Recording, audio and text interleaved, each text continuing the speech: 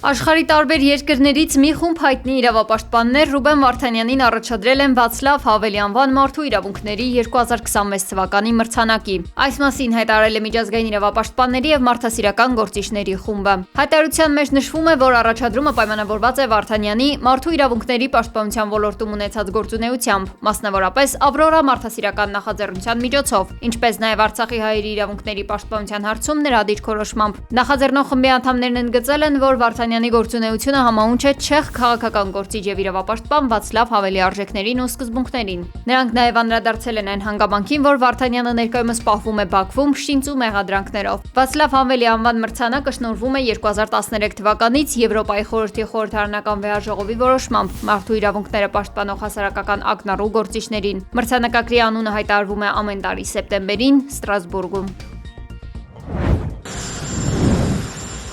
ԱՄՆ նախագահ Դոնալդ Թրամփը Իրանին կոչ է արել արագ գործել ծանր հետևանքների սպառնալիքով։ Իրանի համար ժամանակն անցնում է և նրանք պետք է ավելի արագ գործեն, հակառակ դեպքում նրանցից ոչինչ չի մնա։ Ժամանակը շատ կարևոր է, Truth Social-ում գրել է Թրամփը։ Նա այս հայտարարությունն արել է այն բանից հետո, երբ իրանական լրատվամիջոցները հաղորդել են, որ ԱՄՆ-ն որևէ զիջման չի գնացել ի պատասխան պատերազմը դադարեցնելուն ուղղված Թեհրանի վերջին առաջարկությանը, որը Վաշինգտոնին էր փոխանցվել պակիստանցի միջնորդների միջոցով։ Թեև Թեհրանից պաշտոնական մեկնաբանություն չկա, կիսապաշտոնական մեհր գործակալությունը հայտնել էր, որ Միացյալ Նահանգները ցանկանում է ստանալ այնպիսի զիջումներ, որոնք չկարողացավ ստանալ պատերազմի ընթացքում, հավելելով, որ դա կարող է խոչընդոտ դառնալ բանակցային համաձայնագրի համար։ Նախորդին էլ Axios գործակալությունը հղում անելով իսրայելցի պաշտոնյաներին հայտնել էր, որ Թրամփը հեռախոսազրույց է ունեցել Իսրայելի վարչապետ Բենյամին Նեթանյահուի հետ, որը դեմ է արտահայտվել Թեհրանի հետ որևէ փոխզիջմանը, քանի դեռ հակամարտության հիմնական հարցերը չեն լուծվել։ Գործակալությունը հաղորդել էր նաև, որ ակնկալվում է, որ ԱՄՆ նախագահն այս շաբաթ հանդիպում կանցկացնի երկրի անվտանգության բարձրաստիճան պաշտոնյաների հետ ռազմական գործողությունների տարբերակները քննարկելու համար։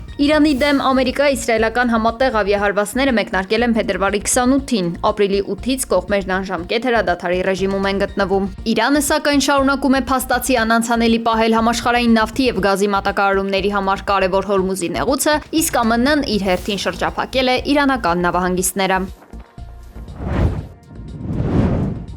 Պենտագոնը թիրախների ցուցակ է պատրաստել Իրանի նոր հարվածների համար, կետային հարվածներ էներգետիկ օբյեկտներին և ենթակառուցվածքներին, հաղորդել է CNN-ը։ Հեռուստաալիքի տվյալներով Թրամփը Չինաստանից վերադառնալուց հետո Վիրջինիայի նախագահական գոլֆ ակումբում հավաքել է առանցքային պաշտոնատար անձանց Իրանի վերաբերյալ իրավիճակը քննարկելու համար։ Նրանց թվում են փոխնախագահ Ջեյդի Վենսը, պետքարտուղար Մարկո Ռուբիոն և Սթիվ Ուիթքոֆը։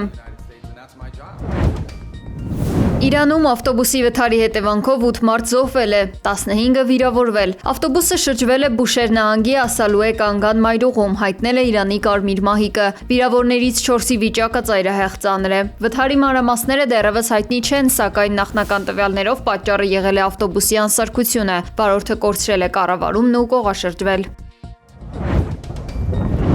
ԱՄՆ ռազմածովային ուժերի երկու կործանիչներ օդում բախվել և պայթել են Gunfighter Skies ավիաշոուի ժամանակ։ Mountain Home ռազմաօդային բազայում հայտնել են ԶԼՄ-ները։ Ինքնաթիռում գտնվող 4 մարդ կատապուլտացվել է, նրանց վիճակի մասին հստակ տեղեկություն չկա։ ԱՄՆ նախագահ Դոնալդ Թրամփը և Չինաստանի նախագահ Սի Ցզինպինը հաստատել են Կորեայի ժողովրդադեմոկրատական հանրապետության միջուկազերծման ընդհանուր նպատակը, հայտարարություն է տարածել Սպիտակ տունը։ Փաստաթղթում նշվում է, որ ԱՄՆ-ի և Չինաստանի առաջնորդները համաձայնել են, որ Իրանը չպետք է ունենա միջուկային զենք, ինչպես նաև կոչ են արել ապահովել նավարկության ազատությունը Հորմուզի նեղուցում։ Եվրամիության դիվանագիտության ղեկավար Կայա Կալասը բացառել է իր թեկնածությունը Մոսկվայի հետ բանակցողի դերում, քանի որ նրա հակառուսական դիրքորոշումը կարող է հանգեցնել Ռուսաստանի նախագահ Վլադիմիր Պուտինի մերժմանը, գրել է Պոլիտիկոն։ Բրյուսելում շարունակում են քննարկել Ռուսաստանի հետ բանակցողի դերի հնարավոր թեկնածուներին։ Նրանց թվում է Գերմանիայի նախկին կանցլեր Անգելա Մերկելը, ում շատ եվրոպացիներ համարում են անհամապատասխան անցյալի ձախողումների պատճառով։ Դիտարկվում է նաև Ֆինլանդիայի նախագահ Ալեքսանդր Ստուբի թեկնածությունը, սակայն նրա մասնակցությունը ՆԱՏՕ-ին կարող է նվազեցնել վերջինիս գրավչությունը Մոսկվայի համար։ Եվս մեկ թեկնածու է Իտալիայի նախկին վարչապետ Մարիո Դրագին, որին հարգում են Եվրոպայում և համարվում է չեզոք գործիչ, սակայն առայժմ նա բանակցություններին մասնակցելու ցանկություն չի հայտնել։ Սանկտ Պետերբուրգում լիկվիդացվել է ուկրաինական զանգերի կենտրոն, որի միջոցով օրական կատարվել է շուրջ 9000 զանգ, հայտնել է Ռուսաստանի քննչական կոմիտեն։ 17 և 18 տարեկան երկու երիտասարդ են աշխատել համակարգողների ղեկավարությամբ Telegram-ի միջոցով։ Նրանք անհրաժեշտ սարքավորումները ստացել են սուրհանդակների միջոցով և տեղադրել վարձակալված բնակարաններում։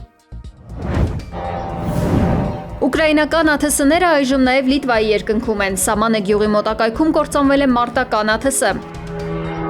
Ինչպես հայտնել են երկրի ճգնաժամերի կառավարման ազգային կենտրոնից, սարքը վթարի է ենթարկվել դաշտամիջյան հատվածում։ Բեկորները հայտնաբերվել են երեկոյան Բելարուսի և Լատվիայի հետ սահմանից ոչ հեռու։ Այս ամենին զուգահեռ մայիսի 17-ին Ուկրաինայի զինված ուժերը իրականացրել են տարեսկզբից ի վեր ամենազանգվածային հարձակումը։ Ռուսաստանի հակաօդային պաշտպանության ուժերը մեկ օրում խոցել են ավելի քան 1000 ուկրաինական դրոն։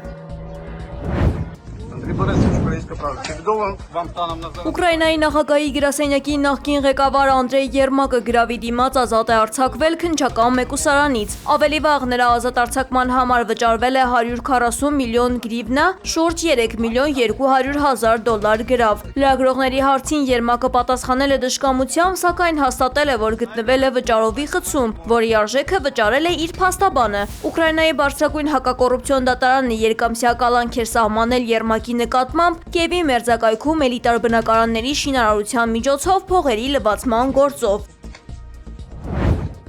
Бажаю здоров'я, шановні українці, українки. Լատվիայում անօդաչուների կործանման ֆոնին Ուկրաինայի նախագահ Վլադիմիր Զելենսկին հայտարարել է, թե այսօր իրենք շատ լայնածավալ գործողություններ են իրականացնում Մոսկվայի դեմ։ Մեջբերում պատերազմը ինչպես եւ սպասվում էր վերադառնում է իր հայրենի հանգրվան, եւ սա հստակ ազդանշան է, որ պետք է Ուկրաինայի հետ գործ չունենալ, չխառնվել նրա գործերին։ Մեջբերման ավարտը։ Երեք Մոսկվայի մարզում ուկրաինական հարվածների հետևանքով զոհվել էր 4, վիրավորվել 13 մարդ, այդ թվում օտարերկրացի։ Չնայած արդեն սպասվում էր, որ ռուս-ուկրաինական հակամարտությունը մոտենա իր ավարտին, Ուկրաինայի ղեկավարությունը նոր թափով է գործի անցել։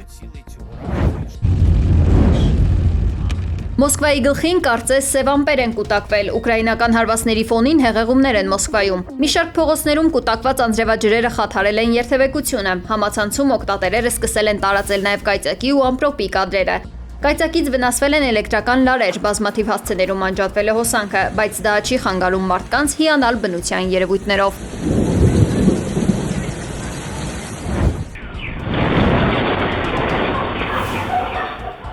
Հզոր երկրաշարժ է գրանցվել Չինաստանի Գուանսիչ Ժուանի ինքնավար շրջանում։ Էպիկենտրոնում երկրաշարժի ուժգնությունը կազմել է 5.2 մագնիտուդ։ Նախնական տեղեկություններով կա 2 զոհ, ևս մեկը համարվում է անհետ կորած։ Աղետի գոտուց տարհանվել է ավելի քան 7000 մարդ։ Իշխանությունները բնակիչներին հորդորել են դեռևս չվերադառնալ իրենց տներ եւ պատսպարվել հնարավորինս անվտանգ վայրերում, քանի որ կա հետցնցման վտանգ։